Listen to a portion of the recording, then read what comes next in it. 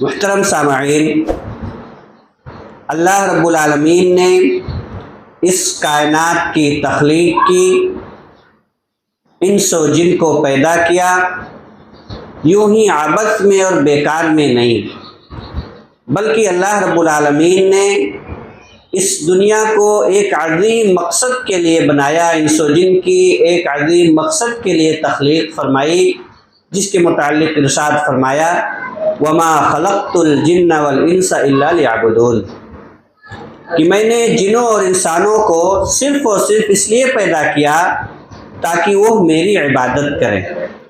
معلوم یہ ہوا کہ اللہ رب العالمین نے انسانوں اور جناتوں کی تخلیق صرف اور صرف اپنی عبادت کے لیے کی۔ اب اللہ رب العالمین نے ہمیں انسانوں کو ان کی تخلیق کا مقصد بتلانے کے لیے، یا اللہ رب العالمین کن چیزوں سے خوش ہوتا ہے، کن سے راضی ہوتا ہے، یہ ساری چیزیں بتلانے کے لیے اس دنیا میں انبیاء اور رسول کا سلسلہ جاری کیا۔ کوئی قوم ایسی نہیں جس میں اللہ رب العالمین کا کوئی نہ کوئی نبی یا رسول نہ آیا۔ وَإِن مِّنْ أُمَّةٍ إِلَّا خَلَا فِيهَا نَذِيرٌ، یعنی کوئی بھی امت اس دنیا کے اندر ایسی نہیں گزری جس میں اللہ رب العالمین نے کسی نہ کسی رسول یا پیغمبر کو نہ بھیجا ہو۔ میرے بھائیوں، اللہ رب العالمین نے بے شمار انبیاء اور رسول کا سلسلہ جاری کیا، اور ان انبیاء اور رسولوں کی اطاعت، ان کی فرما برداری، ان کی بات کو ماننا، یہ ہم پر اور آپ پر واجب قرار دیا۔ اللہ رب العالمین نے قرآن مجید کے اندر ارشاد فرمایا وَمَا أَرْسَلْنَا مِن رَّسُولٍ إِلَّا لِيُطَاعَ بِإِذْنِ اللَّهِ، کہ ہم نے جو بھی رسول بھیجا، دنیا کے اندر جو بھی رسول بھیجا، صرف اور صرف اس لیے لِيُطَاعَ بِإِذْنِ اللَّهِ، تاکہ اس کی اطاعت کی جائے، اس کی فرما برداری کی جائے، اس کی بات کو مانا جائے، بِإِذْنِ اللَّهِ اے بِأَمْرِ اللَّهِ، اللہ رب العالمین کے حکم سے۔ اور اللہ رب العالمین نے ان رسولوں کی اطاعت کو اپنی اطاعت قرار دیا، ان کی فرما برداری کو اپنی فرما برداری قرار دیا، جیسے کہ اللہ رب العالمین نے ارشاد فرمایا وَمَن يُطِعِ الرَّسُولَ فَقَدْ أَطَاعَ اللَّهَ، اور جس نے رسول کی اطاعت کی یقیناً اس نے اللہ کی اطاعت کی۔ اطاعت کا کیا معنی ہے؟ اطاعت کا معنی یہ ہے کہ رسول جو بھی کہیں بلا چوں چرا آپ اسے قبول کر لو، اسے مان لو، جس چیز کے کرنے کا حکم دیں بغیر کسی چوں چرا کے آپ ان کو کرو، جن چیزوں سے منع کریں ان سے رک جاؤ، اسے رسول کی اطاعت کہتے ہیں۔ تو اللہ تعالیٰ یہاں فرما رہے ہیں کہ جس نے رسول کی اطاعت کی در حقیقت اس نے اللہ کی اطاعت کی۔ اس کا مفہوم مخالف کیا نکلا کہ جس نے رسول کی اطاعت نہیں کی اس نے اللہ کی اطاعت نہیں کی۔ معلوم یہ ہوا کہ رسول کی اطاعت، رسول کی فرما برداری، رسول کی بات کو ماننا در حقیقت اللہ رب العالمین کی اطاعت، اللہ کی فرما برداری اور اللہ کی بات کو ماننا ہے۔ جیسے کہ اللہ کے رسول صلی اللہ علیہ وسلم نے احادیث مبارکہ کے اندر اس کی جا بجا وضاحت کیا۔ آپ نے فرمایا من اطاعنی فقد اطاع اللہ ومن عصانی فقد عصى اللہ، جس نے میری اطاعت کی یقیناً اس نے اللہ کی اطاعت کی، اور جس نے میری نافرمانی کی در حقیقت اس نے اللہ کی نافرمانی کی۔ تو میرے بھائیوں اور دوستو، رسول کی اطاعت کو اللہ رب العالمین نے ہر مسلمان پر، ہر شخص پر واجب قرار دیا ہے، اور رسول کی اطاعت کو اپنی اطاعت قرار دیا۔ ظاہر سی بات ہے جس کام کا حکم اللہ رب العالمین اتنی تاکید سے کر رہا ہے، اس کام کا ثواب بھی، اس کام کا اجر بھی اتنا زیادہ ہوگا۔ اللہ رب العالمین نے جا بجا قرآن مجید کے اندر ارشاد فرمایا کہ رسول کی اطاعت کا کیا ثواب ہے، رسول کی اطاعت کون لوگ کرتے ہیں۔ ایک آیت میں آپ کے سامنے پیش کروں کہ اللہ رب العالمین نے رسول کی اطاعت آپ کے متعلق فرمایا کہ یہ مومنین کی شان ہے، مسلمانوں کی پہچان ہے، مسلمانوں کا طرے امتیاز ہے کہ وہ رسول کی اطاعت کرتے ہیں۔ رسول کی بات جب آ جاتی ہے اپنے موقف سے پیچھے ہٹ جاتے ہیں، اپنے بات کو واپس لے لیتے ہیں اور رسول کے حکم کے آگے اپنی پیشانی کو جھکا دیتے ہیں۔ اللہ رب العالمین نے قرآن مجید کے اندر ارشاد فرمایا انما کان قول المؤمنین اذا دعوا الی اللہ ورسولہ لیحکم بینہم ان یقولوا سمعنا واطعنا، کہ ایک مومن کی شان یہ ہے، ایک مومن کی پہچان یہ ہے، ایک مومن کی بات یہ ہوتی ہے جب اسے اللہ اور اس کے رسول کی جانب بلایا جاتا ہے۔ کس لیے؟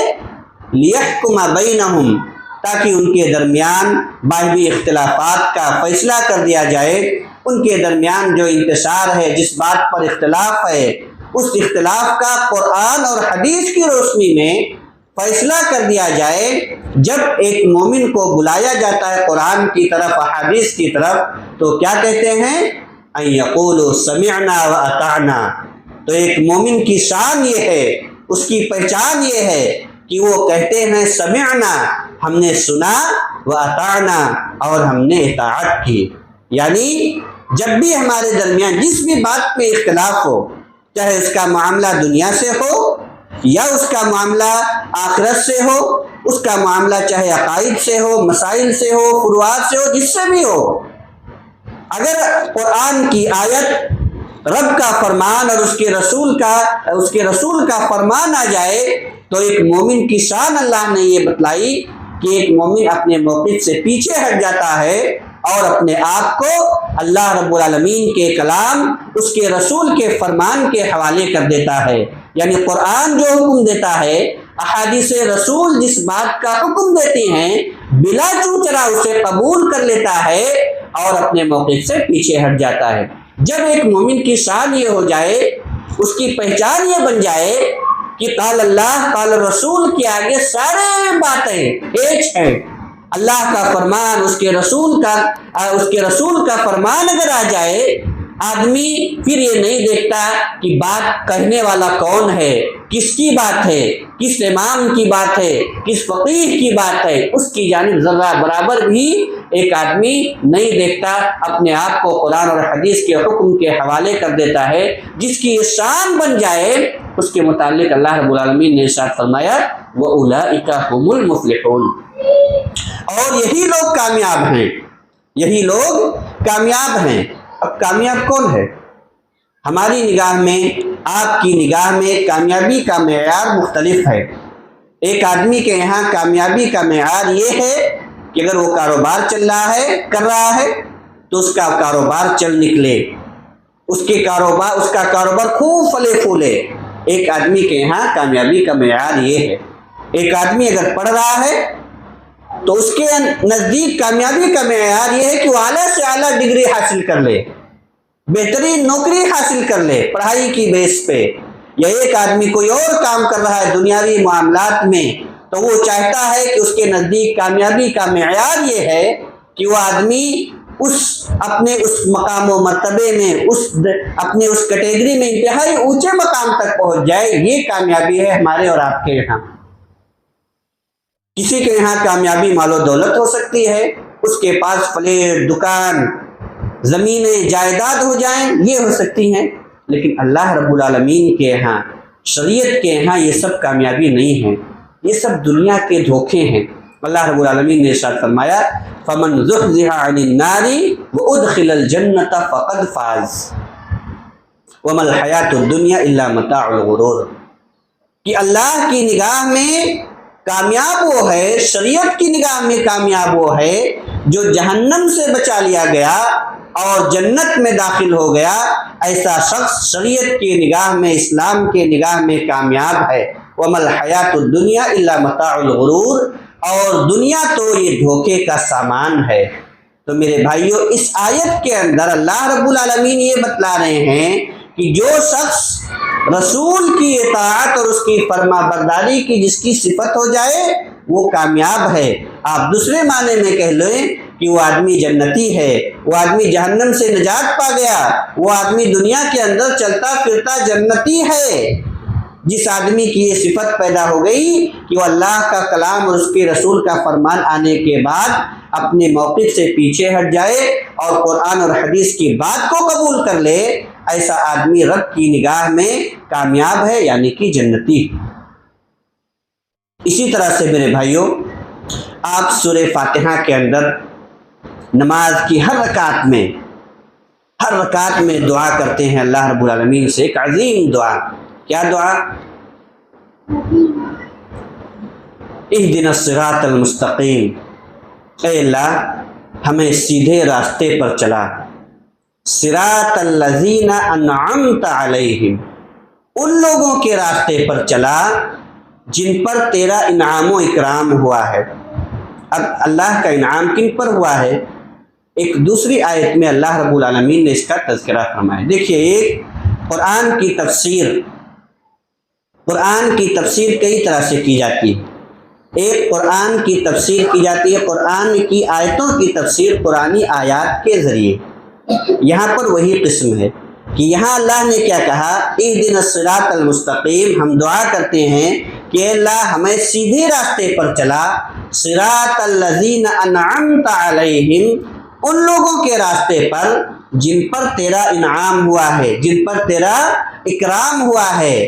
اب کن پر اللہ کا انعام ہوا ہے یہ یہاں پر نہیں بتایا۔ آگے دوسری آیت میں اللہ رب العالمین نے ارشاد فرمایا، وَمَن يُطِعِ اللَّهَ وَالرَّسُولَ فَأُولَٰئِكَ مَعَ الَّذِينَ أَنْعَمَ اللَّهُ عَلَيْهِمْ، جو اللہ کی اطاعت کرے، اس کے رسول کی اطاعت کرے، تو وہ قیامت کے دن مرنے کے بعد ان لوگوں کے ساتھ ہوگا جن پر اللہ کا انعام ہوا ہے۔ اب کن پر اللہ کا انعام ہوا ہے؟ آگے اللہ رب العالمین نے ارشاد فرمایا، من النبیین والصدیقین والشہداء والصالحین، 4 طرح کے لوگ ہیں جن پر اللہ کا انعام و اکرام ہوا ہے، جن کے راستے پر ہم چلنے کی اللہ رب العالمین سے دعا مانگتے ہیں ہر رکعت کے اندر کہ اللہ تو ان لوگوں کے راستے پر چلا جن پر تیرا انعام ہوا ہے۔ اور جن پر اللہ کا انعام ہوا ہے وہ کون ہیں؟ 4 طرح کے لوگ ہیں، اور 4 طرح کے لوگ ہیں، تو یعنی معلوم یہ ہوا کہ جس کی یہ صفت پیدا ہو جائے کہ وہ اللہ کی اطاعت کر رہا ہے، رسول کی اطاعت کر رہا ہے، رسول کی فرما برداری کر رہا ہے، وہ آدمی ان لوگوں کے ساتھ ہوگا جنت میں جن پر اللہ کا انعام ہوا ہے، جن کے راستے پر ہم چلنے کی تمنا کرتے ہیں، اللہ رب العالمین سے دعا مانگتے ہیں کہ اللہ ہمیں ان کے راستے پر چلا۔ تو آپ اپنے اندر یہ صفت پیدا کر لو کہ رسول کا فرمان اگر آ جائے، رسول کی بات اگر آ جائے تو آپ بلا چو چرا اس بات کو مان لو۔ یہ بات اگر یہ صفت آپ کی پیدا ہو گئی تو آپ ان لوگوں کے راستے پر ہوں گے، ان لوگوں کے ساتھ ہوں گے جن پر اللہ کا انعام ہوا ہے۔ انبیاء، اتنی بڑی انبیاء کی فضیلت ہے، کیا مقام و مرتبہ ہوگا ان کا اللہ رب العالمین کے یہاں جنت کے اندر۔ من النبیین والصدیقین، صدیقوں کے ساتھ جو سچ بولتے ہیں، سچائی کو لازم پکڑتے ہیں، سچی باتوں کا ساتھ دیتے ہیں، اسی طرح سے سچی باتوں کو قبول کرتے ہیں، اس کی تصدیق کرتے ہیں، ان کے ساتھ ہوں۔ شہداء کے ساتھ ہوں گے۔ میرے بھائیوں، شہداء کا مقام و مرتبہ کوئی معمولی مقام و مرتبہ نہیں ہے، بلکہ شہید کا یہ مقام ہے، اللہ کے راستے میں اپنی جان کو، اپنے مال کو قربان کرنے کا یہ مقام و مرتبہ ہے کہ ایک شہید قیامت کے دن جس حالت میں شہید ہوا ہے اسی حالت میں اٹھے گا، اسی حالت میں اپنے قبر سے اٹھایا جائے گا۔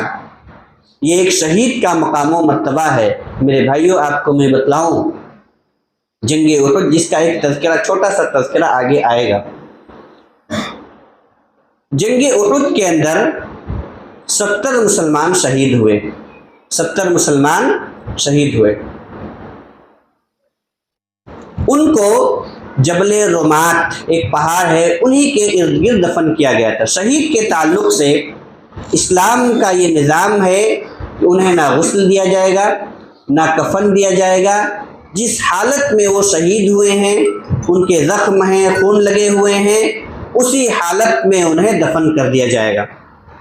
تو شہدائے احد کو جہاں میدان جنگ کے اندر جہاں وہ شہید ہوئے تھے وہیں ان کو دفن کر دیا گیا۔ جہاں ان کی تدفین ہوئی تھی، آپ میں سے جو لوگ حج اور عمرہ کرنے گئے ہوں گے، اگر احد کی زیارت آپ نے کی ہوگی تو وہاں آپ نے اس میدان کو دیکھا ہوگا۔ جبل رمات، اس کے ارد گرد کا جو علاقہ ہے وہ سیلابی پانیوں کے بہنے کا راستہ ہے۔ تو معاویہ رضی اللہ تعالی عنہ کا کے دور خلافت میں، یعنی اس جنگ سے لگ بھگ 42-43 سال کے بعد ہوا کہ مدینہ کے اندر بارش بہت زیادہ ہوئی، بہت زیادہ پانی کے سیلاب آیا، جس کی وجہ سے اس جہاں شہدائے احد کو دفن کیا گیا تھا اس جگہ کی مٹیاں بہہ گئیں۔ تو چند صحابہ کرام جو جنگ احد میں دفن ہوئے تھے ان کی لاش بالکل تازہ تھی۔ انہی میں سے ایک صحابی عمرو بن جموح تھے جن کی شہادت ہوئی تھی۔ ان کے داہنے طرف یا بائیں طرف یہاں پیٹ کے پاس زخم لگا تھا، اور جب ان کو زخم لگا وہ زخم بہت کاری تھا، اپنا ہاتھ وہاں پر انہوں نے رکھا، اسی حالت میں ان کی وفات ہو گئی تھی۔ جب ان کی لاش کو دیکھا گیا، ان کے ہاتھ کو اٹھایا گیا، جو ان کا ہاتھ ان کے زخم پر تھا، 43-45 سال کے بعد بھی وہ زخم ایسا معلوم ہو رہا تھا کہ ابھی یہ زخم لگا۔ پھر معاویہ رضی اللہ تعالیٰ عنہ نے انہیں حکم دیا کہ جتنی بھی شہداء کی قبریں اس جگہ ہیں، کیونکہ وہ جگہ سیلابی پانیوں کے بہنے کا راستہ ہے، ان کو نکال کر کے تھوڑا اونچائی کی جانب دفن کر دیا جائے۔ آج آپ نے دیکھا ہوگا جو جالیوں سے گھیرا ہوا ہے، 2 بڑی بڑی اجتماعی قبریں ہیں، ان کے اندر ان صحابہ کرام کو دفن کیا گیا۔ تو ایک شہید کا مقام کوئی معمولی مقام نہیں ہے۔ اللہ رب العالمین نے کہا کہ انہیں تم زندہ مردہ نہ کہو، وہ اللہ رب العالمین کے نگاہ میں زندہ ہیں اور انہیں رزق دیا جاتا ہے۔ تو جو لوگ اللہ اور اس کے رسول کی اطاعت کرتے ہیں وہ قیامت کے دن انبیاء کے ساتھ ہوں گے، صدیقین کے ساتھ ہوں گے، شہداء کے ساتھ ہوں گے، اور والصالحین نیک لوگوں کے ساتھ ہوں گے۔ آگے اللہ رب العالمین نے فرمایا وَحَسُنَ أُولَٰئِكَ رَفِيقًا، کیا ہی بہترین سنگت ہے۔ ظاہر سی بات ہے جو آدمی انبیاء کے ساتھ جنت میں رہے، اب انبیاء کا مقام و مرتبہ جنت کے اندر ان کا جو مقام ہوگا دیگر سارے امتیوں سے سب سے افضل ہوگا۔ انبیاء کے ساتھ ان کا مقام و مرتبہ، صدیقین کے ساتھ، شہداء کے ساتھ، نیک لوگوں کے ساتھ، یہ کن کو نصیب ہوگا؟ جو رسول کی اطاعت کرتے ہیں، رسول کی فرما برداری کرتے ہیں۔ میرے بھائیوں، معلوم یہ ہوا کہ رسول کی اطاعت، رسول کی فرما برداری یہ دنیا اور آخرت کی سعادت کا باعث ہے۔ دنیا اور آخرت کی خوش نصیبی چاہیے، دنیا اور آخرت میں کامیابی و کامرانی چاہیے تو آپ کو رسول کی اطاعت کرنی ہوگی، رسول کی فرما برداری کرنی ہوگی، رسول کی بات کے آگے، ان کے اقوال کے آگے، ان کے حدیث کے آگے اپنے آپ کو جھکا دینا ہوگا۔ ورنہ میرے بھائیوں، آئیے اب بعد کے اس درس کے اندر دیکھتے ہیں کہ وہ لوگ جو رسول کی نافرمانی کرتے ہیں۔ ظاہر سی بات ہے جب رسول کی فرما برداری کا اتنا عظیم مقام و مرتبہ ہے، اتنا اونچا مقام ہے، تو ان کی نافرمانی کا گناہ بھی ویسے ہوگا۔ آئیے میں آپ کے سامنے کچھ احادیث، کچھ آیات آپ کے سامنے پیش کروں جس میں یہ بتلایا گیا ہے کہ رسول کی نافرمانی، رسول کی بات آنے کے بعد اپنے موقف سے پیچھے نہ ہٹنا، ہٹ درمی کا مظاہرہ کرنا، اس کا کیا انجام ہے۔ اللہ رب العالمین نے قرآن مجید کے اندر ارشاد فرمایا فَلْيَحْذَرِ الَّذِينَ يُخَالِفُونَ عَنْ أَمْرِهِ أَن تُصِيبَهُمْ فِتْنَةٌ، انہیں ڈرنا چاہیے، انہیں خوف کھانا چاہیے جو لوگ رسول کے حکم کی مخالفت کرتے ہیں۔ فَلْيَحْذَرِ الَّذِينَ يُخَالِفُونَ عَنْ أَمْرِهِ، وہ لوگ جو رسول کے حکم کی مخالفت کرتے ہیں انہیں ڈرنا چاہیے، انہیں خوف کھانا چاہیے، کس چیز سے؟ ان تصیبہم فتنہ، کہ وہ فتنوں کا شکار نہ ہو جائیں، آزمائش میں مبتلا نہ ہو جائیں، فتنوں میں نہ مبتلا ہو جائیں، او یصیبہم عذاب علیم، یا انہیں دردناک عذاب نہ آلے۔ میرے بھائیوں، اس آیت کے اندر اللہ رب العالمین نے رسول صلی اللہ علیہ وسلم کی مخالفت کیا کرنے والوں کو دو چیزوں سے ڈرایا ہے کہ جو لوگ رسول کی مخالفت کرتے ہیں، رسول کی بات کو نہیں مانتے، رسول کی فرما برداری نہیں کرتے ہیں، انہیں اس بات سے خوف کھانا چاہیے، ڈرنا چاہیے کہ کہیں وہ فتنوں کا شکار نہ ہو جائیں، فتنوں میں مبتلا نہ ہو جائیں، آزمائش سے دوچار نہ ہو جائیں۔ اللہ رب العالمین انہیں طرح طرح کے دنیا کی آزمائش، کاروبار کی آزمائش، اولاد کی آزمائش، مال و دولت کی آزمائش، یا اسی طرح سے دین کے معاملات میں آزمائش میں مبتلا نہ کر دے اور اس آزمائش میں وہ ناکام ہو اور ان کا ٹھکانہ جہنم ہو۔ ایسے لوگوں سے ڈرنا چاہیے، ایسے لوگوں کو ڈرنا چاہیے۔ میرے بھائیوں، جو شخص فتنوں کا شکار ہو گیا، آزمائش سے دوچار ہو گیا، فتنوں میں مبتلا ہو گیا، چاہے وہ فتنے کئی طرح کے ہوتے ہیں، آزمائشیں کئی طرح کی ہوتی ہیں۔ اللہ رب العالمین کسی کو مال دے کر کے آزماتا ہے، کسی کو اولاد دے کر کے آزماتا ہے، کسی کو ان دونوں چیزوں سے محروم کر کے آزماتا ہے۔ اسی طرح اللہ رب العالمین کسی کو معاشرے کے اندر، سماج کے اندر اونچا مقام و مرتبہ دے کر کے آزماتا ہے، اور کسی کا مقام و مرتبہ کو چھین کر کے آزماتا ہے، جیسے کہ اللہ رب العالمین نے قرآن مجید کے اندر ارشاد فرمایا کہ انسانوں کی آزمائش کئی طرح سے ہو سکتی ہے۔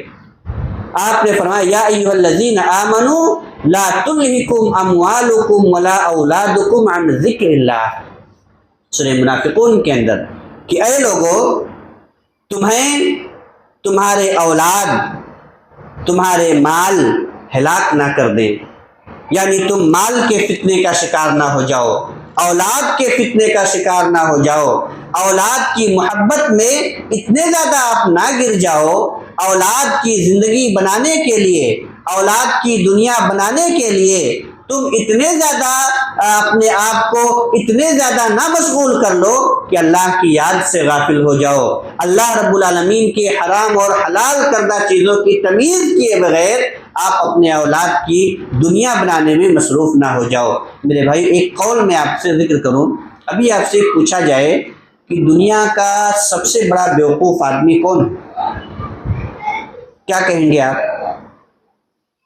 دنیا کا سب سے بڑا بیوقوف آدمی کون ہے؟ ہم میں سے کچھ لوگ کا مختلف جواب ہو سکتا ہے کوئی کہے کہ جو آدمی دنیا پر آخرت پر دنیا کو ترجیح دے، یعنی دنیا میں اتنا مگن ہو جائے کہ آخرت کو بھول جائے، کیا یہ آدمی دنیا کا سب سے بڑا بیوقوف ہے؟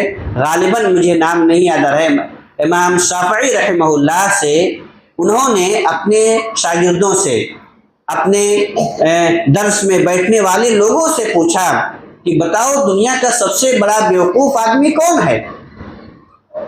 تو ان کے شاگردوں نے کہا کہ دنیا کا سب سے بڑا بیوقوف آدمی وہ ہے جو آخرت پر دنیا کو ترجیح دے۔ میرے بھائیوں، کیا یہ جواب صحیح ہے؟ نہیں۔ انہوں نے کہا کہ نہیں، وہ ہے بیوقوف آدمی ہے کہ دنیا یہ چند دنوں کی زندگی ہے، 50 سال، 60 سال، 65 سال، لیکن آخرت کی زندگی کبھی ختم ہونے والی ہی نہیں ہے، ہمیشہ ہمیشہ رہنے والی زندگی ہے۔ بلکہ اللہ رب العالمین، صحیح بخاری سنن ترمذی کی روایت ہے کہ جب جنتی جنت میں چلے جائیں گے، جہنمی جہنم میں چلے جائیں گے، اللہ رب العالمین ملک الموت کو، موت کے فرشتے کو ایک مینڈھے کی شکل میں ان کے درمیان لائے گا، دونوں کو پکارے گا، جنتیوں کو، جہنمیوں کو پکارے گا، اور پوچھے گا کیا تم اسے جانتے ہو؟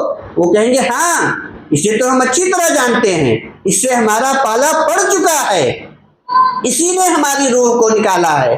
تو اللہ رب العالمین ان کے سامنے اس کو ذبح کر دے گا اور کہے گا یا اہل الجنتی خلود لا موت، کہ اے جنتیوں، اب ہمیشہ رہنا ہے، تمہاری جان نکالنے والا تمہارے سامنے مرا پڑا ہے، اب تمہیں مرنا نہیں ہے، تمہیں مرنا نہیں ہے۔ تو کہنے کا مطلب یہ ہے کہ جو آدمی اس آخرت ہمیشہ والی زندگی کے پر دنیا کی زندگی کو 50 سال 60 سال کی زندگی کو ترجیح دے اور دنیا کو حاصل کرنے میں اپنے آخرت کو بھول جائے، وہ آدمی یقیناً بیوقوف ہے۔ لیکن امام شافعی نے کہا کہ نہیں، اس سے بڑا بھی بیوقوف ایک آدمی ہے۔ تو انہوں نے عرض کیا شاگردوں وہ کون ہے؟ انہوں نے کہا کہ وہ آدمی جو دوسروں کی دنیا بنانے کے لیے اپنی آخرت کو بھول جائے، دوسروں کی دنیا بنانے کے لیے اپنے آخرت سے سمجھوتا کر لے، یعنی اپنے بچوں ناتی پوتوں کی دنیا بنانے کے لیے حرام حلال کی تمیز کیے بغیر کسی کا حق کو غصب کر رہا ہے، کسی کے مال کو غصب کر رہا ہے، کسی آدمی پر ظلم کر رہا ہے، کس لیے؟ تاکہ اس کے بچے، اس کے ناتی، اس کے پوتے، اس کے اولاد کیا کریں؟ دنیا کے اندر آرام سے رہیں۔ آدمی حساب لگاتا ہے کہ میرے 4 بیٹے ہیں، ہر ایک کے لیے ایک فلیٹ ہو جائے، ایک دکان ہو جائے، ایک اور فلیٹ ہو جائے، یہ حساب لگاتا ہے، لیکن اسی حساب کے چکر میں اس کی جو اپنی اصل زندگی ہے، آخرت کی زندگی، اس کو بھول جاتا ہے۔ تو ایسے آدمی کے تعلق سے امام شافعی نے کہا کہ ایسا آدمی دنیا کا سب سے بڑا بیوقوف ہے جو دوسروں کی دنیا بنانے کے لیے اپنی آخرت سے سمجھوتا کر لیتا ہے، اپنی آخرت کو برباد کر لیتا ہے۔ میرے بھائیو، تو آدمی، میں نے کہا کہ قرآن مجید کی اس آیت کے اندر اللہ رب العالمین نے کہا لا تلہکم اموالکم ولا اولادکم عن ذکر اللہ، کہ اے مومنو، تمہیں تمہارے اولاد، تمہارے مال اللہ کے ذکر سے غافل نہ کر دے۔ ٹھیک ہے، بچوں کی محبت فطری چیز ہے، بچوں کے لیے کچھ کرنا چاہیے، لیکن ان کو کرنے کے چکر میں اپنے اصل مقصد کو نہ بھولو۔ تو فتنہ، میں نے کہا کہ فتنہ کئی طرح کا ہو سکتا ہے، چاہے وہ مال کا فتنہ ہو، چاہے وہ اولاد کا فتنہ ہو۔ اس آیت کے اندر اللہ رب العالمین نے ان لوگوں کو دھمکی دی ہے جو رسول کی مخالفت کرتے ہیں، رسول کی بات کو نہیں مانتے یا رسول کی فرما برداری نہیں کرتے ہیں۔ اللہ نے کہا کہ انہیں ڈرنا چاہیے کہ کہیں فتنے میں مبتلا نہ ہو جائیں، آزمائش سے دوچار نہ ہو جائیں۔ اور میرے بھائیوں، جو فتنوں کا شکار ہو گیا، ظاہر سی بات ہے وہ بدبخت ہے، اللہ کی نگاہ میں وہ خوش نصیب نہیں ہے، اور جو فتنوں سے بچ گیا خوش نصیب ہے۔ اللہ کے رسول صلی اللہ علیہ وسلم نے ارشاد فرمایا ان السعید لمن جنب الفتن، ان السعید لمن جنب الفتن، ان السعید لمن جنب الفتن، کہ خوش نصیب وہ ہے جو آزمائش سے، فتنوں سے بچ گیا۔ میرے بھائیو، آج اگر ہم امت مسلمہ کا جائزہ لیں، اپنے اور آپ کے حالات کا جائزہ لیں، تو آج آپ کو یہ نظر آئے گا کہ آج امت مسلمہ فتنوں کا شکار ہے، آزمائش میں مبتلا ہے، طرح طرح کی آزمائش، ایک آزمائش دور نہیں ہوتی دوسری آزمائش آن لیتی ہے، ایک مصیبت سے، ایک آزمائش سے آدمی چھٹکارا نہیں پاتا کہ دوسری مصیبت آ جاتی ہے۔ میرے بھائیوں، جہاں اس کے کئی اسباب ہیں، ایک بنیادی سبب یہ ہے کہ ہم نے رسول کی نافرمانی کو اپنا شیوا بنا لیا ہے۔ اللہ کے رب العالمین کا کلام، اس کے رسول کا فرمان ہمارے کان تک پہنچتے ہیں، بارہا ہم اللہ کے رسول صلی اللہ علیہ وسلم کے احکام کو، آپ کی احادیث کو سنتے ہیں، لیکن ہم اپنے موقف سے، اپنے موقف سے پیچھے ہٹنے، اپنے رویے کے اندر تبدیلی کرنے کو تیار نہیں۔ یہی وجہ ہے کہ آج ہم دنیا کے اندر آزمائش کا شکار ہیں، فتنوں کا شکار ہیں۔ آپ ہندوستان کے اندر دیکھ لیں، طرح طرح کی آزمائشیں، ہر میدان میں مسلمان تختے مشق بنا ہوا ہے۔ کاروبار کا میدان دیکھ لیں، کاروبار کے میدان میں چاہتے ہیں، حکومت چاہتی ہے، لوگ چاہتے ہیں، جو غلط ذہنیت کے لوگ ہیں، کہ مسلمان جس بھی کاروبار سے منسلک ہوں، کچھ ایسا روڑا اٹکایا جائے کہ وہ کاروبار چوپٹ ہو جائے، تباہ ہو جائے۔ تعلیم کے میدان میں دیکھ لیں، سب سے پچھڑے ہوئے ہم ہیں۔ اگر نسبت دیکھی جائے پڑھنے لکھنے کا رجحان، تو سب سے، یہاں تک کہ دلتوں سے بھی زیادہ مسلمان پیچھے ہیں تعلیم کے میدان میں۔ سرکاری نوکری کا تو کوئی سوال ہی نہیں۔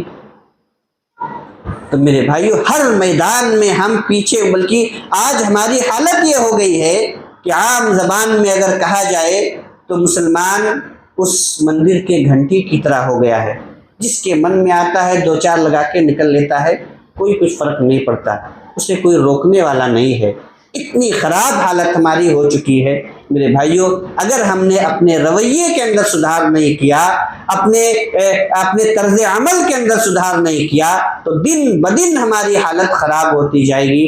اور جب آزمائش کا دور ہو، فتنوں کا دور ہو، تو ایسے وقت میں ہمیں اور آپ کو اللہ کی عبادت کی طرف، اس کی جانب رجوع ہونے کی جانب ہمیں رجوع ہونا چاہیے۔ اللہ کے رسول صلی اللہ علیہ وسلم کی حدیث ہے کہ آپ نے فرمایا کہ العبادۃ فی الفتنۃ کالہجرۃ الیہ، کہ فتنوں کے وقت میں، آزمائش کے دور میں عبادت کا ثواب ایسے ہی جیسے کوئی آدمی میری طرف اپنے ملک کو، اپنے مال کو، اپنے دولت کو چھوڑ کر ہجرت کر رہا ہے۔ ہجرت ایک عظیم ثواب ہے، ایک عظیم کام ہے۔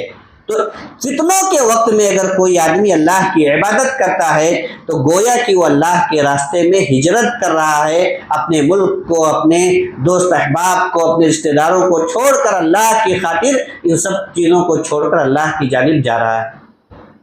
اسی طرح سے میرے بھائیوں، دوسرا اس آیت کا جو دوسرا شق ہے کہ اللہ رب العالمین نے کہا فَلْيَحْذَرِ الَّذِينَ يُخَالِفُونَ عَنْ أَمْرِهِ أَن تُصِيبَهُمْ فِتْنَةٌ أَوْ يُصِيبَهُمْ عَذَابٌ أَلِيمٌ، کہ وہ لوگ جو اس کے رسول کی مخالفت کرتے ہیں، رسول کی فرما برداری نہیں کرتے، رسول کی بات کو نہیں مانتے، انہیں ڈرنا چاہیے، خوف کھانا چاہیے کہ وہ فتنوں کا شکار نہ ہو جائیں یا انہیں دردناک عذاب نہ آلے۔ میرے بھائیوں، رسول کی مخالفت یہ دنیا کے اندر اللہ رب العالمین کے عذاب آنے کا باعث ہے، عذاب آنے کا سب سے بڑا ذریعہ ہے اس قوم کے اندر جس قوم میں رسول کی مخالفت ہوتی ہو، رسول کے حکم کی فرما برداری نہ ہوتی ہو، اس قوم میں اللہ رب العالمین کے عذاب کو دعوت دینا ہے۔ آئیے میں چند مثالیں آپ کے سامنے پیش کروں۔ ایاس بن سلمہ رضی اللہ تعالی عنہ، ایاس بن سلمہ اپنے والد سلمہ بن اکوع رضی اللہ تعالیٰ عنہ سے روایت کرتے ہیں کہ اللہ کے رسول صلی اللہ علیہ وسلم بیٹھے ہوئے تھے، ایک شخص آیا اور آپ کے سامنے بائیں ہاتھ سے کھانے لگا، بائیں ہاتھ سے کھانے لگا۔ اللہ کے رسول صلی اللہ علیہ وسلم نے کہا کل بیمینک، کہ تم داہنے ہاتھ سے کھاؤ۔ اس نے کیا کہا؟ آپ نے حکم دیا کہ تم کیا کرو؟ داہنے ہاتھ سے کھاؤ۔ اس نے کہا لا استطیع، مارے گھمنڈ کے، مارے تکبر کے، اس نے کہا لا استطیع، میں نہیں کھا سکتا، میں داہنے ہاتھ سے نہیں کھا سکتا۔ مسئلہ یہ نہیں تھا کہ اس کے پاس کوئی عذر تھا، چوٹ لگا ہو یا اور کوئی مسئلہ ہو، نہیں، کوئی مسئلہ نہیں تھا، بس مارے گھمنڈ اور تکبر کے اس نے اللہ کے رسول صلی اللہ علیہ وسلم کے حکم کو ماننے سے انکار کیا۔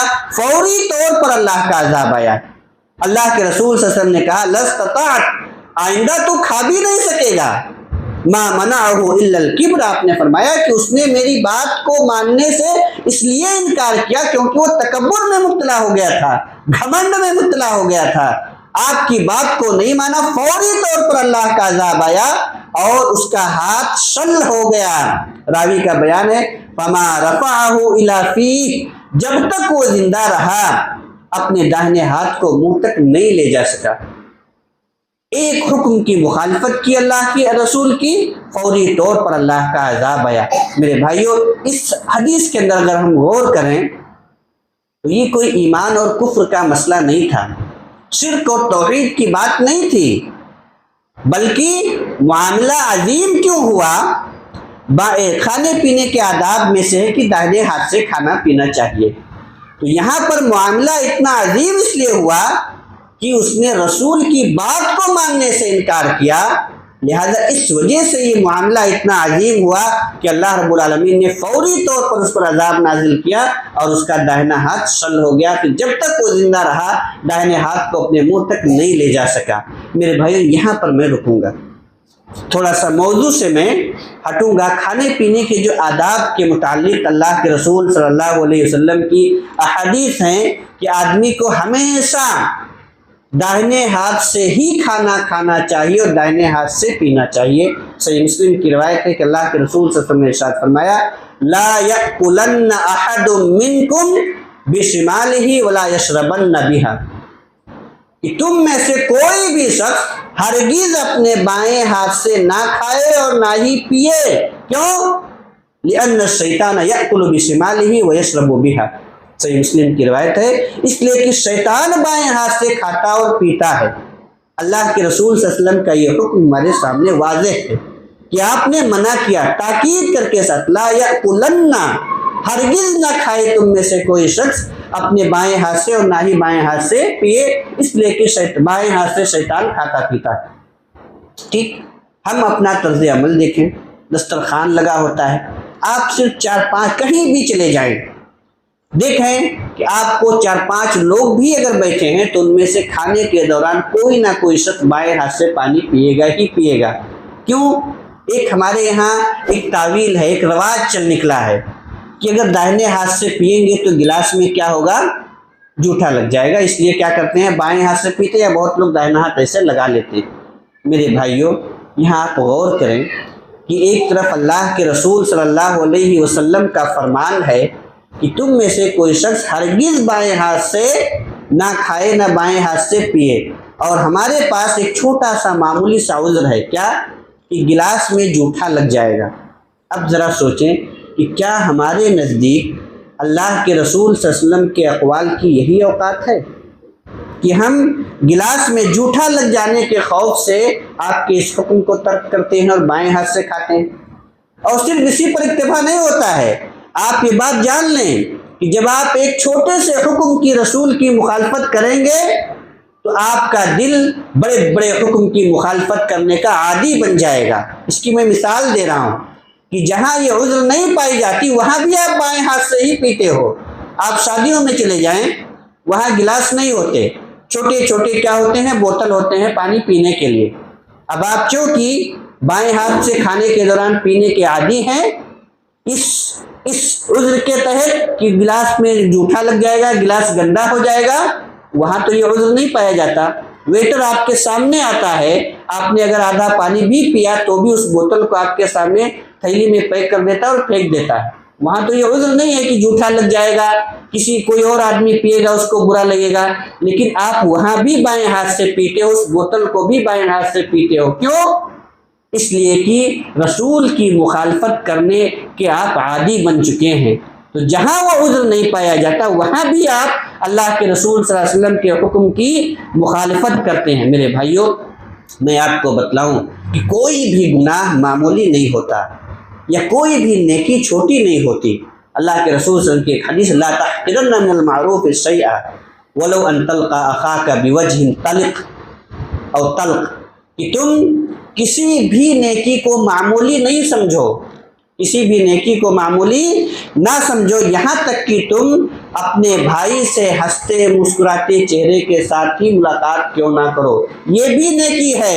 تبسمک فی وجہ اخیک صدقہ، تمہارا اپنے بھائی کے ساتھ ہنسمکھ چہرے کے ساتھ سلام دعا کرنا، ملاقات کرنا بھی صدقہ ہے۔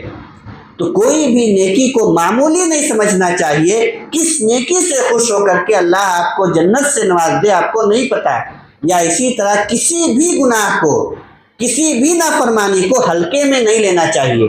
کوئی گناہ چھوٹا نہیں ہوتا، کوئی گناہ ہلکا اور معمولی نہیں ہوتا۔ آپ ایک چھوٹے سے کلمے کی وجہ سے اگر اللہ ناراض ہو گیا آپ کو جہنم میں داخل کر سکتا ہے۔ اللہ کے رسول صلی اللہ علیہ وسلم کی ایک حدیث ہے کہ آپ نے فرمایا کہ ان العبد لیتکلم بالکلمہ من رضوان اللہ تعالی لا یلقی لها بالا یرفع اللہ له بها درجات، او کما قال علیہ الصلوۃ والسلام، کہ ایک آدمی اللہ کی خوشنودی کا، اس کی رضا کا ایک چھوٹا سا کلمہ کوئی بولتا ہے، چھوٹی سی بات اللہ کی خوشنودی کا کرتا ہے، کیا کرتا ہے اللہ تعالیٰ؟ جسے آدمی کوئی اہمیت نہیں دیتا کہ چھوٹا سا ثواب ہے، اس سے کیا ہوگا، ٹھیک ہے، لیکن اللہ تعالیٰ اس ایک کلمے کی وجہ سے، ایک بات کی وجہ سے جنت کے اندر اس کے درجات کو بلند کر دیتا ہے۔ اسی طرح آگے آپ نے فرمایا وَإِنَّ الْعَبْدَ لَيَتَكَلَّمُ بِالْكَلِمَةِ مِنْ سَخَطِ اللَّهِ تَعَالَى لَا يُلْقِي لَهَا بَالًا يَهْوِي بِهَا فِي جَهَنَّمَ، کہ آدمی ایک معمولی سا کلمہ اللہ کی ناراضگی کا، اس کی نافرمانی کا کرتا ہے، جسے آدمی کوئی اہمیت نہیں دیتا، کوئی مقام نہیں دیتا، لیکن اس ایک کلمے کی وجہ سے، ایک جملے کی وجہ سے یہوی بہا فی جہنم، جہنم کی پستیوں میں گرتا چلا جاتا ہے، جہنم کی پستیوں میں گرتا چلا جاتا ہے۔ تو میرے بھائیوں، اللہ کے رسول کی کوئی بھی نافرمانی، چھوٹی سی بھی نافرمانی آپ کو اسے سے ہلکے میں نہیں لینا چاہیے۔ فوری طور پر دنیا میں بھی آپ پر اس کے وجہ سے عذاب آ سکتا ہے، اور آخرت میں اللہ رب العالمین اس ایک کلمے کی وجہ سے یا رسول کی ایک معمولی سی نافرمانی کی وجہ سے جہنم میں داخل کر سکتا ہے۔ اللہ رب العالمین سے دعا ہے کہ بارہ الہ ہمیں جہنم سے بچائے۔ میرے بھائیوں، تو یہاں پر ایک حدیث میں نے پیش کی کہ ایک صحابی نے، ایک شخص نے اللہ کے رسول صلی اللہ علیہ وسلم کی ایک بات ماننے سے انکار کیا، جو کہ کوئی ایمان اور کفر کی بات نہیں تھی، شرک اور توحید کی بات نہیں تھی، بلکہ کیا تھی؟ کھانے پینے کے آداب کے متعلق ایک حکم تھا، اس سے انکار کیا۔ اللہ رب العالمین کا فوری طور پر اس پر عذاب آیا، اور دنیا کے اندر عذاب اس کے اندر آیا۔ اسی طرح سے میرے بھائیوں، اگر ہم رسول کی نافرمانی کرتے ہیں تو آدمی یہ نہ سوچے کہ میں نیک کام کر رہا ہوں، اچھا کام کر رہا ہوں، اللہ کی عبادت کر رہا ہوں، چھوٹی موٹی گناہ پر اللہ مجھے سزا نہیں دے گا۔ ایسا نہیں ہے۔ اللہ رب العالمین آپ کے جتنے بھی نیک بندے کیوں نہ ہوں، صحابہ کرام سے آپ نیک نہیں ہو سکتے، ان سے غلطیاں ہوئیں، اللہ نے دنیا کے اندر انہیں سزا دیا۔ اس کی ایک مثال میں بیان کروں کہ جنگ احد کے اندر آپ ذرا اس جنگ کے اندر دیکھیں گے، کئی چیزیں آپ کے سامنے آئیں گی کہ جہاں اللہ کے رسول صلی اللہ علیہ وسلم ایک نبی تھے، رسول تھے، وہیں ایک ماہر کمانڈر بھی تھے۔ آپ نے جب میدان جنگ میں صحابہ کرام کو ترتیب وار، صف وار کھڑا کر دیا، میدان جنگ کا جائزہ لیا۔ جو لوگ گئے ہوں گے انہوں نے دیکھا ہوگا، اللہ کے رسول صلی اللہ علیہ وسلم نے دیکھا کہ داہنے طرف احد پہاڑ ہے، بہت اونچا ہے، بائیں طرف کھجور کے درخت ہیں، سامنے کافروں کی فوج ہے، اور پیچھے ایک چھوٹا سا ٹیلا ہے، پہاڑی ہے، اونچی جگہ ہے۔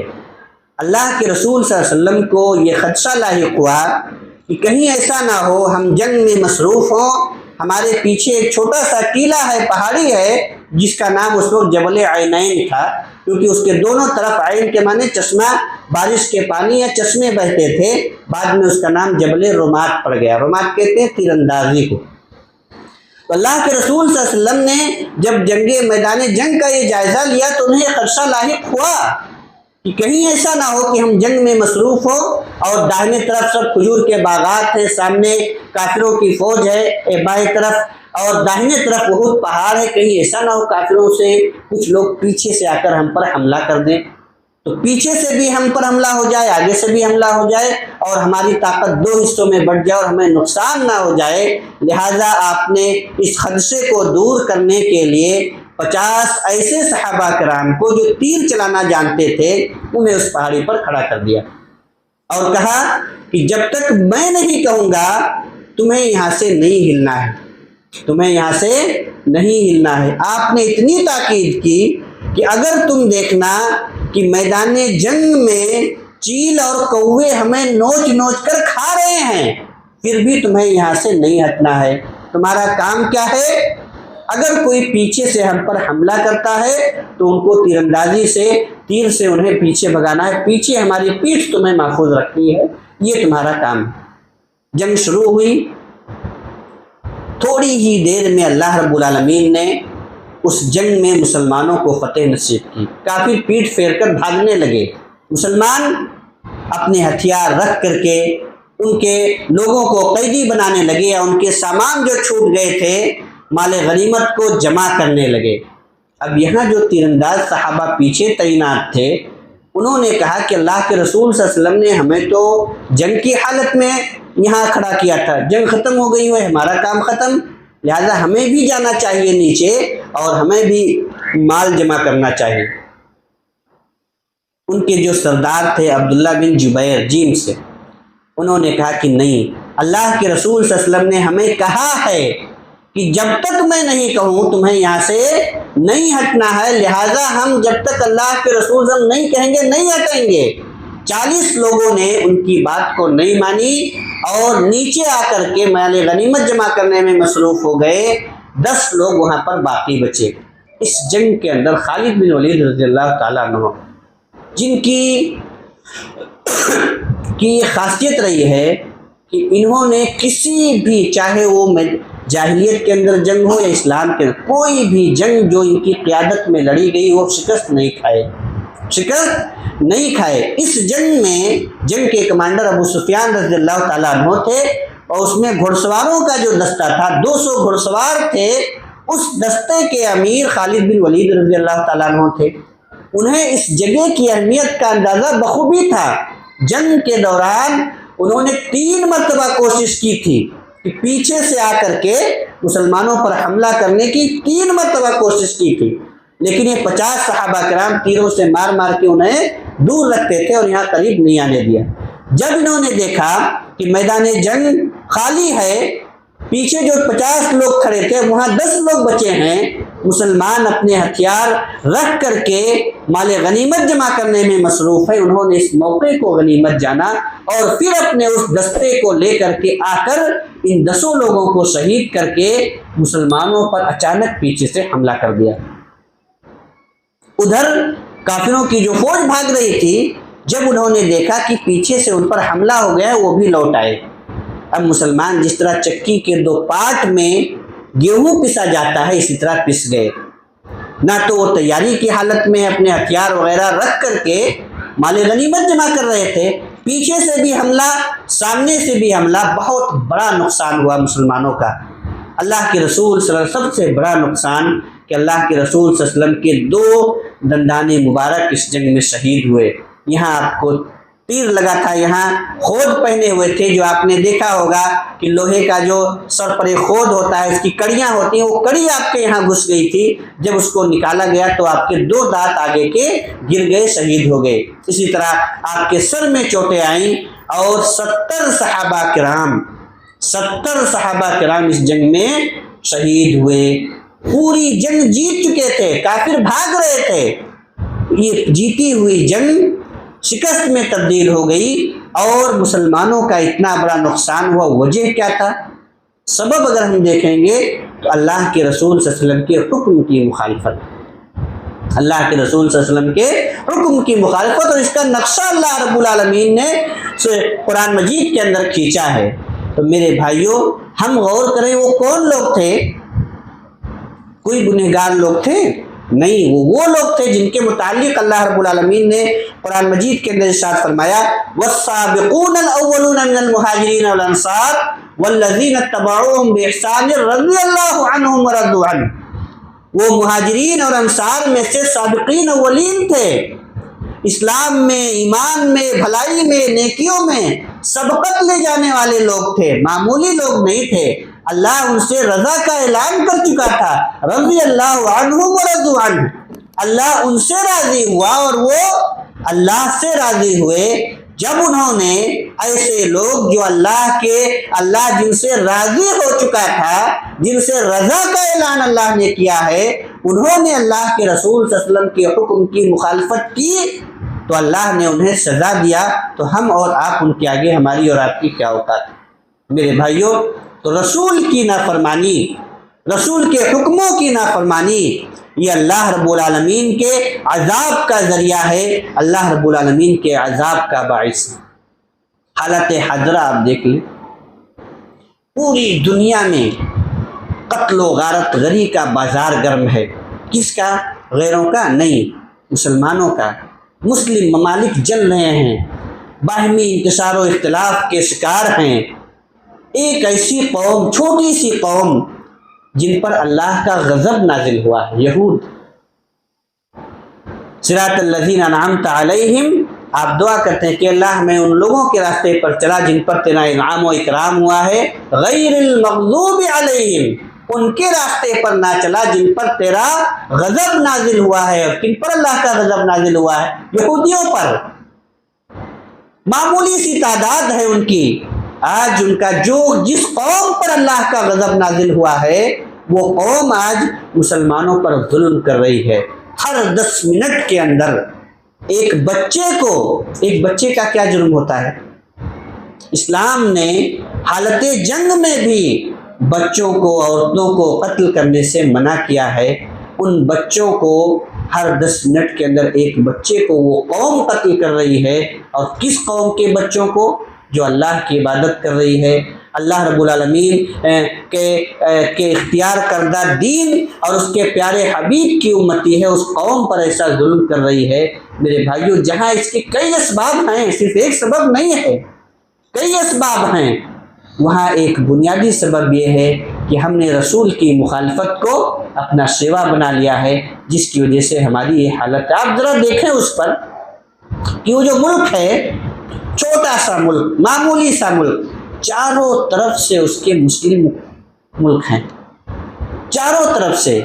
اگر ایک آدمی ایک بالٹی پانی گرا دے تو وہ ملک بہہ جائے، چاروں طرف سے مسلمانوں سے گھرا ہوا ہے، اور وہ بھی کمزور مسلم ممالک نہیں ہیں، مالی اعتبار سے انتہائی مضبوط، اقتصادیات کے اعتبار سے انتہائی مضبوط ہیں، لیکن ہماری یہ حالت ہے کہ کوئی اوقات نہیں ہے، معمولی سی بھی اوقات نہیں ہے کہ پوری دنیا کے لوگ چیخ چلا رہے ہیں، ہنگامہ کر رہے ہیں، شور مچا رہے ہیں، قتل رکنے کا نام نہیں لے رہا ہے۔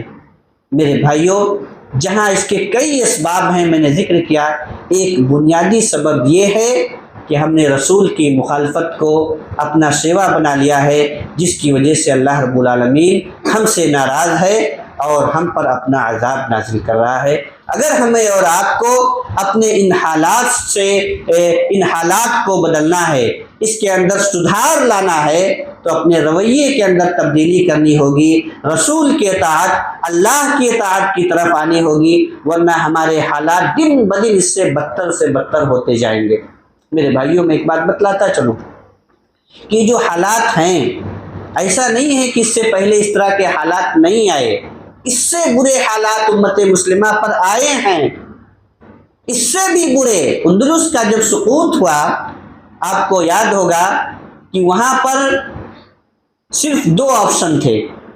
جب اندلس، جہاں پر مسلمانوں نے اسپین اور پرتگال جو آج ملک ہے، اس پر اندلس نام کی ایک مسلم حکومت قائم تھی، اس وقت کی تہذیب و تمدن کا گہوارہ تھی، ترقی یافتہ قوم تھی۔ آج بھی اگر آپ جائیں نیٹ پر، جامع قرطبہ اور قصر الحمراء نیٹ پہ ڈال کے دیکھیں، مسلمانوں کی شان و شوکت، ان کی عظمت کا اندازہ ہوگا۔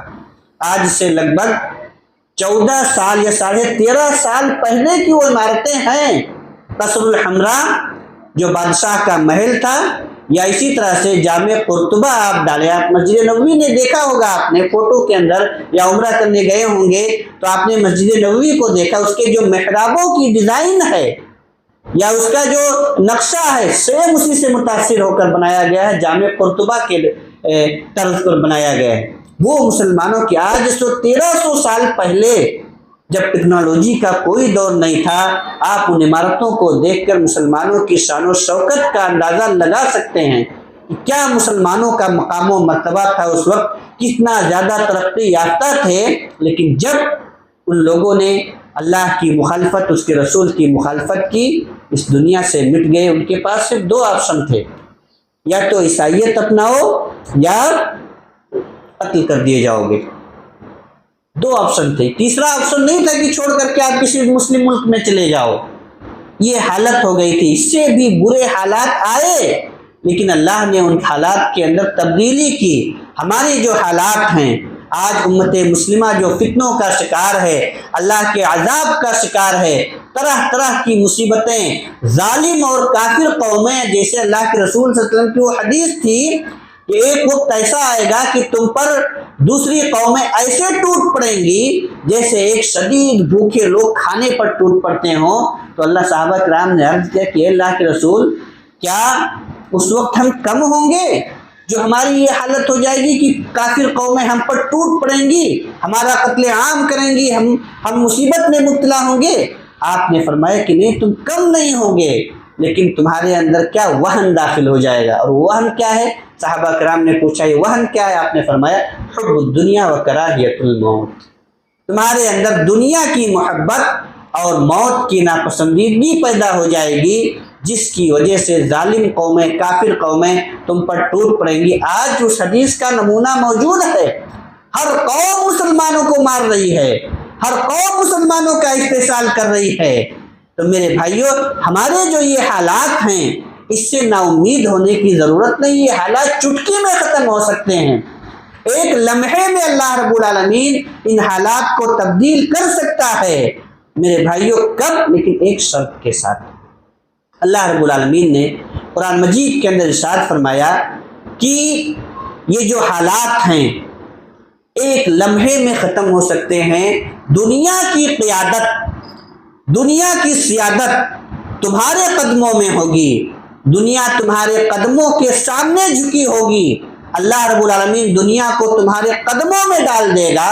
ایک چیز اللہ نے مطالبہ کیا ہے، وہ کیا ہے؟ وَلَا تَهِنُوا وَلَا تَحْزَنُوا وَأَنْتُمُ الْأَعْلَوْنَ، کہ اے مومنوں، اے مسلمانوں، غم نہ کرو، گھبراؤ نہیں، ہمت کو پست مت کرو۔ وَأَنْتُمُ الْأَعْلَوْنَ، تم ہی سربلند رہو گے، تم ہی دنیا کے اندر سربلند رہو گے، سب سے اونچے رہو گے۔ دنیا کی قیادت، دنیا کی سیادت اور دنیا تمہارے قدموں میں ہوگی، دنیا کو تم چلاؤ گے۔